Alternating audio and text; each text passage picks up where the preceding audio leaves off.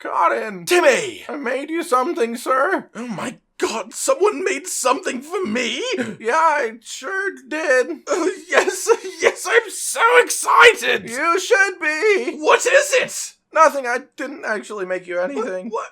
Why would you do this? I just wanted to see you happy. I have so many conflicting emotions. But maybe if I'm lucky, someone else has made something for me. In fact, maybe even 3 somethings by 3 someones. Since I've started this crazy adventure, one thing that has consistently delighted me is the community creations, whether that be art or writing or just anything that uses your delicious little imagination juices, really. Why did you make that weird? I make everything weird. Yeah, you do that. I want to see more of your artistic mind, so if you want a chance to have your idea featured, then feel free to join the Rage Gaming Discord and stick your glory in our channel-based receptacle. Today then, I have chosen 3 of my favorite recent community ideas. So in no particular order, here is Number 1. The Legion.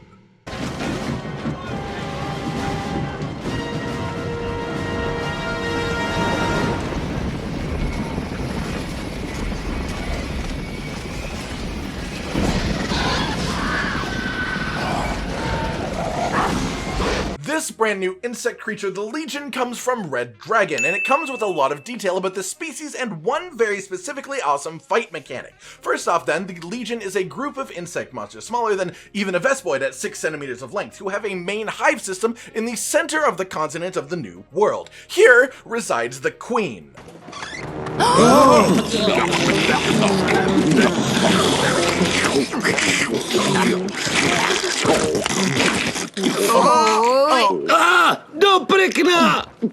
This nearly fully grown human-sized insect creates thousands upon thousands of eggs over her lifespan, each of these eggs creating a member of the Legion of one element or another, or potentially even no element. Each of these types of Legion has a hive on one of the maps of the New World, with each group of Legion arguably being an entirely different beast? More like an insect, to the others. The most interesting part of these glorious gushy goo bags is how they fight, because even though a single member of the Legion on its own is so tiny, their main mechanic and the reason that they do in fact count as a large monster fight is awesome, and it is their hive mentality. The Legion's mental connection is so strong that they can form shapes and move accurately to said shape, and as such, the signature move of each group of Legion in each map is to take the shape of that area's apex predator and attack as they would for a time. Only the sting of 100 of the poison Legion will hurt just a tiny bit more than the talon of a single Rathalos. This was where this idea gripped me the most. The idea of a swarm of insects forming a single monster by creating shapes, and why stop at apex predators? Why not let them form the shape of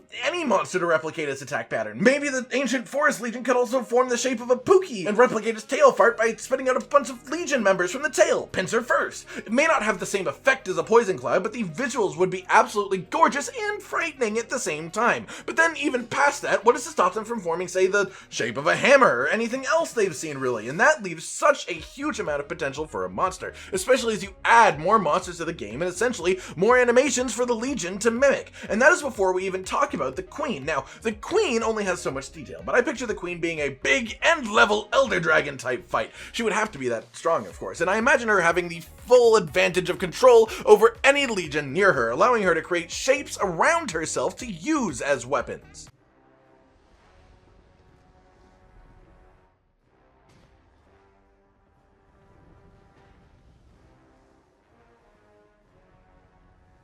Or even as armor, creating a sort of chainmail protective layer of her own species, because insects are savage like that. And then instead of fighting a cloud of dangerous enemies, you fight one main enemy who has a cloud of the reforming insects around her. She has access to every element that her little ones can have, in this instance meaning ice, poison, and fire, and I imagine her reformation connection to Legion would actually make them significantly faster than the ones you would fight elsewhere as well, allowing her to use combos comprised of different shapes, like a hammer slamming down before a sword comes slashing across, and then maybe they form like a Tigrex mouth and roar this ungodly sound created by the clicking of their mandibles in such a massive formation of them, which could actually cause damage like Tigrex's roar as well. Guys, honestly, I just see so much potential in this creature. They look absolutely fantastic. The main mechanic of the fight that the creator came up with is awesome, and both that mechanic and the idea of this monster as a whole have so much potential for a simply standout fight in a new Monster Hunter game. What do you guys think of the Legion? Do you have any neat attack ideas or any ideas for an extension of their power in any way? I don't think so. Well, if you do, then you better fucking tell me, Timmy. Number 2. Flamingodrome. It's a lonely life. But that's why flamingos come here. With the place all to themselves, they have the privacy to dance.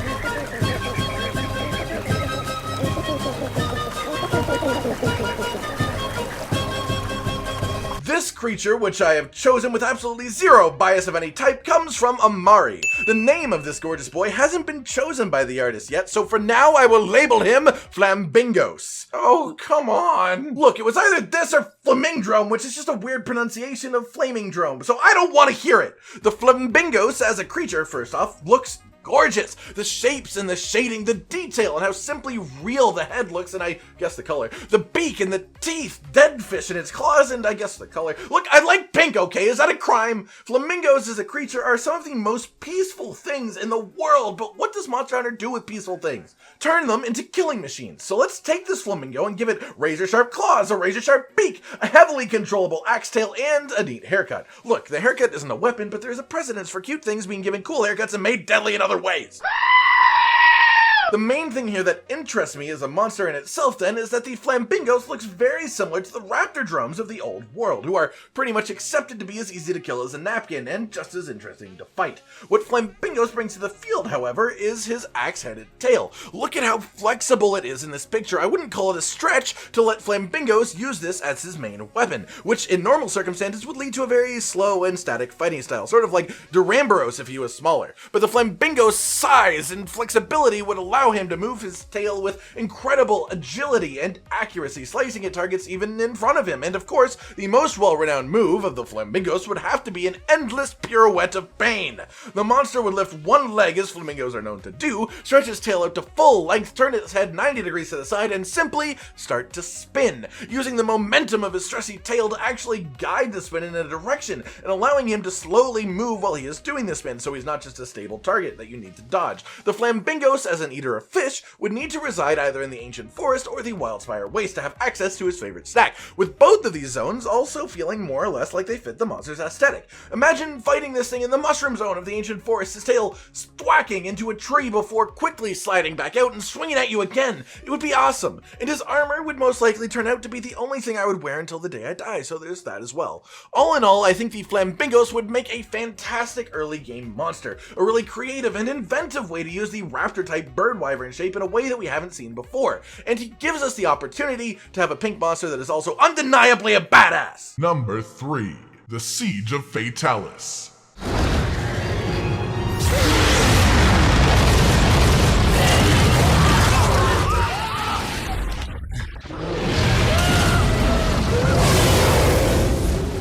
Remember when I said this list was in no particular order? Well, that was partially a lie, because this one has been saved for last, both because it will be the longest and because it has had a mammoth amount of work put into it. It's gonna be a mammoth, isn't it? Not everything I say is a pun! I don't believe you. This, then, is the Siege of Fatalis from Kyle.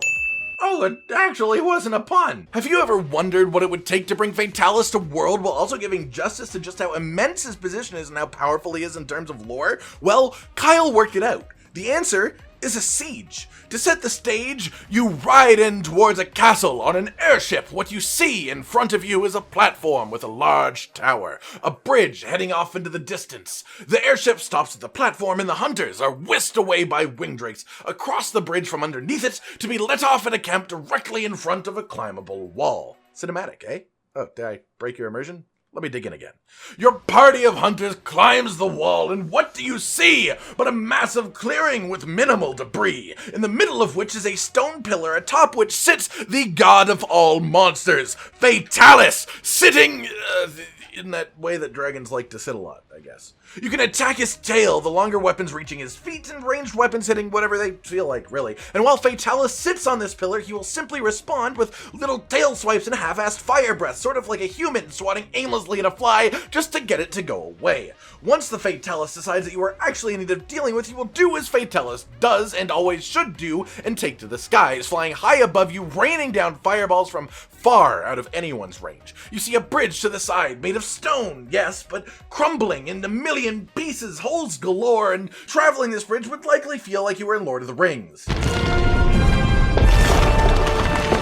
But you know if you stay here, you are just a sitting duck, so you make your move along the bridge, jumping gaps, maybe even wedge beetles here and there. Wedge beetles? Shut up, I love wedge beetles, but they make no sense here! Shut up, Timmy! And while you are manically sprinting down this poor excuse for a bridge, Fatalis rains even more fire down upon you, a mix of balls from the sky and sweeping fire breaths across the pits, until you eventually manage to reach a small sort of battlements on the bridge, a tiny platform that happens to have a ballista. Firing the ballista at Fatalis will see him land on the ground and fight you as Fatalis do for a bit, before he begins to charge up a super duper boom boom. That means big explosion. At which point you continue down the bridge of nightmares to avoid the imminent death that happens when Fatalis legitimately obliterates the platform you were just standing on, and now you continue running down the bridge to fire again, both in forms of balls and breath. Of course, until you reach an oddly familiar platform, because above is the airship you came in on. On this platform lies a gong. Go ahead. Touch the gong. Which when struck releases a sound. What did you expect? It's a fucking gong. This sound signals the airship to restrain Fatalis, allowing you to strike at his heart, or in this case his wings, as this part of the fight is specifically designed to lower his flight capability. The only way to ensure this happens would be to have Fatalis go down as a sort of cocoon, using his wings to cover himself as some sort of shield when he saw the restraining bolts being fired at him. After his wings are appropriately damaged, Fatalis will enrage and release an absolute river of fire. The only way to dodge, of course, would be using the debris around the area for cover, and this causes the airship to float away because it's scared of the fires. Fatalis, understanding the severity of the situation now and suddenly lacking in flight power, begins to crawl slowly up the side of the tower in the area, and to follow him, you and your fellow hunters will climb the spiral staircase inside of the tower, holes in the wall allowing you to watch your prey as you ascend, as the commander explains the plan for the next stage of the fight. You exit the staircase atop the tallest spire of the tower, where there is a camp, and proceed to jump down to an area that looks an awful lot like classic Castle Strayed. In this area, your main goal is to keep him busy until your wonderful handler has readied the Demolisher, because you always want to fight a fire dragon with more fire. At which point you hit a button to tell her to fire, because apparently yelling at her would be far too much effort. The Demolisher hits Fatalis but does significantly more damage to the structure itself, caving in the floor under the beast and dropping him down into the depths of the structure, where of course, being the fearless hunter you are, you jump in after him. This guy's got the right idea. He wore the brown pants. Where your extremely well-trained wing drakes will catch you and drop you off safely at the bottom. The bottom, by the way, which is essentially a very tiny island of stone surrounded by lava, so good luck with that. Fatalis gets a serious case of Disney villain Firehead. I know! You know, I got it. I got the concept. And finally shows you the true extent of his control over the flames as he roars and fire shoots up the walls of the cavern, unnaturally puffing outwards like they are trying to grab onto an invisible hand, and suddenly the fight begins anew, but like anew, because Fatalis has gone full god monster. He uses insane fire attacks in this area, even actively creating walls of fire between the hunters to split them off from each other. And as the fight continues, the lava surrounding the island slowly raises, making the island you are fighting on become smaller and smaller as you reach the end of the fight, only to have the fight end with Fatalis in his death throes, releasing one final blast of heat directly at the ceiling of the cavern, tearing it open and allowing light to shine inwards in classic Monster Hunter fight fashion. At this point, you are of course picked up by the best trained wing drakes in the entire world. Hunt over. Good job, everyone, you're good. Alright, so the first thing I would like to say is, wow, you put a lot of effort into this, and it's honestly so cool. So many parts of that are great. However, I do have to get a little nitpicky just because that's what we do here. I don't think a wing drake would be willing to get within 100 miles of Fatalis, first of all. As much as they are necessary for the layout of this fight, the wing drakes really don't make sense from a lore perspective, because nothing gets close to Fatalis. Also, using the Demolisher against Fatalis seems a strange decision to me, considering the whole fire thing. And then finally, the airship itself, even distracted by hunters crossing the bridge, Fatalis is 100% smart enough to see the airship in front of him and take it out with a single attack. Other than these things, the fight feels to me like it is simply a more cinematic version of a normal siege fight. Sort of like Lao Shen Lung if the section between Area 1 and 2 was more interactive and interesting, and if Lao Shen Lung started spewing fire from every orifice. The idea for this siege is super cinematic and almost like a single-player game boss fight, but with a little refinement here or there. I think this could actually be the best way I've heard of to reimagine Fatalis as a Monster Hunter fight for World's Engine. And honestly, it sounds like this would do him justice and have him actually feel like he lives up to his crazy lore. What do you guys think of this siege? What would you want to do with this quest? Would you want to do this quest? What would you change? I've been Cotton Dinosaur, and these have been The Legion by Red Dragon, Flamingos by Amari, and The Siege of Fatalis by Kyle.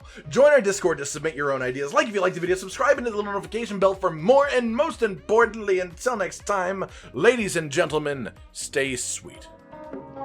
This is the brand new outro to tell you all the things that you do that we love, so let's start with something simple and say, oh, we love your eyes. When they're watching us play video games, when we make a bunch of jokes that are kinda lame, or when they gaze upon our failures as we try to kill the monsters or important news about the kingdom Animalia. Rage, Cotton, and Hollow are all here, talking about the things you want to hear, so if you want to be the first to hear, like and subscribe and the bell and we'll cheer. Some of you are patrons even though we are all the noobs and you're the pros. There's nothing we can do to thank you. No, really, there's nothing we could possibly do. Goodbye.